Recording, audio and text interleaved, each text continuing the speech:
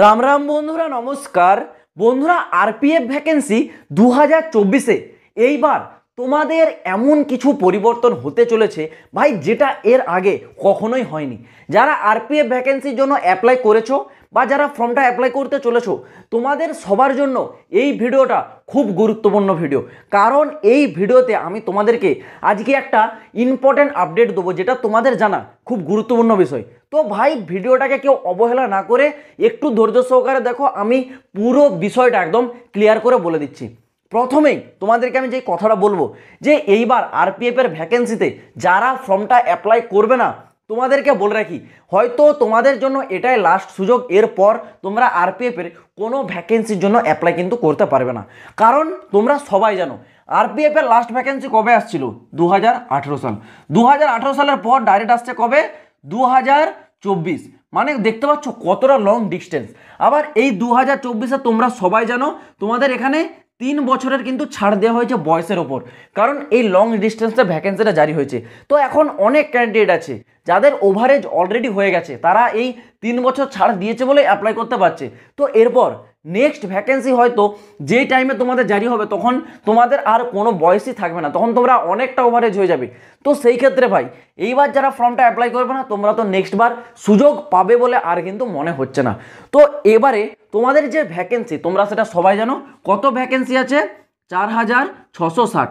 এই ভ্যাকেন্সিটাকে নিয়ে তোমরা অনেকে চিন্তায় পড়ে আছো যে এত কম ভ্যাকেন্সি কেন। দেখো, এই কম ভ্যাকেন্সির জন্য 3টা জিনিস তোমাদের প্যারালাল কাজ করে। প্রথমত, নাম্বার অফ ভ্যাকেন্সি যদি তোমাদের কম হয়, সেখানে তোমাদের ইন্টারেস্টটাও কম হবে এবং সেখানে যে কাট অফ সেটাও সবসময় হাই যাবে। কারণ ভ্যাকেন্সি কম, ইন্টারেস্ট কম, সেখানে কাট অফ সবসময় হাই যাবে। এই 3টা জিনিস ভাই তোমাদের প্যারালাল কিন্তু কাজ করবে একই সাথে। তো তোমরা যারা 4660 এই ভ্যাকেন্সি দেখে তোমরা ফর্মটা অ্যাপ্লাই করছো না, তো ভাই তোমরা সব থেকে বড় ভুল করছো। কারণ 2024 সালের জানুয়ারি মাসে তোমাদের আরপিএফের যখন ডাইরেক্টেড 65 জারি হয়েছিল, সেখানে আরপিএফে কত ভ্যাকেন্সি বলেছিল? মাত্র 2000। সেই 2000 ভ্যাকেন্সিটাকে বর্তমানে জারি করা হয়েছে কত? 4660, মানে ডবলেরও বেশি তোমাদের ভ্যাকেন্সি কিন্তু এখানে জারি হয়েছে। তো এইখানেই তোমাদেরকে একটা কথা বলে রাখছি, এই যে 4660 এই ভ্যাকেন্সিটা কিন্তু তোমাদের থাকবে না, এখানে তোমাদের ভ্যাকেন্সি কিন্তু বাড়তে চলেছে। এটা তোমাদেরকে আমি আজকে কিন্তু স্পষ্ট বলে রাখছি। আর এই ভ্যাকেন্সি ভাই ডেফিনেটলি তোমাদের ফিউচারে কিন্তু বাড়তে চলেছে, এই ভ্যাকেন্সিটা কিন্তু থাকবে না। আর তখন কাদের লাভ হবে? যারা বর্তমানে এই ভ্যাকেন্সিটা দেখে অ্যাপ্লাই করছে 4660, তখন তারা বর্তমানে যারা অ্যাপ্লাই করছে তখন কিন্তু তারা লাভ পাবে। কারণ তোমরা জানো ভাই, কাট অফটা কিন্তু খুব গুরুত্বপূর্ণ বিষয়। কারণ এইবার তোমাদের যে আরপিএফের কাট অফ, সেটা কিন্তু জোন ওয়াইজ যাবে না, সেটা কিন্তু অল ওভার ইন্ডিয়ার উপর বেস করে যাবে। সেই ক্ষেত্রে ভাই সেখানে তোমরা একটা বড় অ্যাডভান্টেজ পাবে। তো তোমরা যারা এইবার আরপিএফ কনস্টেবল এক্সাম 2024-এর জন্য প্রস্তুতি নিচ্ছ, তো ভাই তোমাদের জন্য সাধারণ জ্ঞানের সবথেকে সেরা বই হতে চলেছে চক্ষু পাবলিকেশনের তরফ থেকে প্রকাশিত করা আরপিএফ কনস্টেবলের সাধারণ জ্ঞানের এই কমপ্লিট গাইড বইটা। এটি একটি কমপ্লিট গাইড বই। এই বইটিতে তোমাদের জন্য একদম বেসিক লেভেল থেকে টপ লেভেল পর্যন্ত প্রতিটি এমসিকিউ টাইপের কোশ্চেন এবং তার অ্যান্সার দেওয়া থাকবে। এর সাথেই চক্ষু পাবলিকেশনের তরফ থেকে প্রকাশিত করা আরপিএফ কনস্টেবলের প্র্যাকটিস সেট ও গাইড বই পাওয়া যায়, যেটি তোমাদের প্রস্তুতিকে আরও মজবুত করে তুলবে। এছাড়াও রেলওয়ের অন্যান্য এক্সামগুলোর জন্য railway exam GK, railway exam math এবং রেলওয়ে এক্সাম রিজনিংয়ের চ্যাপ্টার ওয়াইজ পেপার পাওয়া যায়, যেগুলি তোমাদের প্রস্তুতিকে রেলওয়ে এক্সামের জন্য মজবুত করে তুলবে। তো তোমরা যদি এই বইগুলো কিনতে চাও, আমি ডেসক্রিপশনে লিঙ্ক দিয়ে রাখছি, চাইলে তোমরা কি একবার চেক আউট করে নিতে পারো।